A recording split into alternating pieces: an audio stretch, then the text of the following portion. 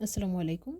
প্রিয় শিক্ষার্থী বন্ধুরা, আজকে আমরা পঞ্চম শ্রেণীর অধ্যায় ১ এর দ্বিতীয় পৃষ্ঠার ১ নং অঙ্কের সমাধান করব। এখানে বলা আছে, একজন পাইকারি মোবাইল ফোন বিক্রেতা কোনো এক মাসে প্রতিটি ৮,৫৩৬ টাকা মূল্যের ৯৭২টি মোবাইল ফোন বিক্রয় করলেন। তিনি ওই মাসে মোট কত টাকার মোবাইল ফোন বিক্রয় করলেন? মূলত একটি মোবাইল ফোনের মূল্য ৮,৫৩৬ টাকা।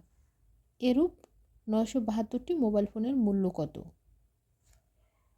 এটা সমাধান করব।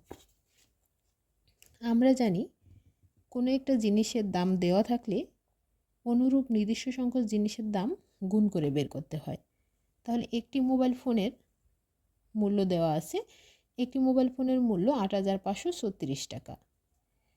সুতরাং ৯৭২টি মোবাইল ফোনের মূল্য ৮,৫৩৬ গুণ ৯৭২ টাকাকে ৮,৫৩৬কে ৯৭২ দিয়ে গুণ করলে হয় ৮২,৯৬,৯৯২।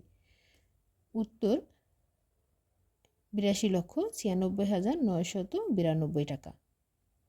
ধন্যবাদ।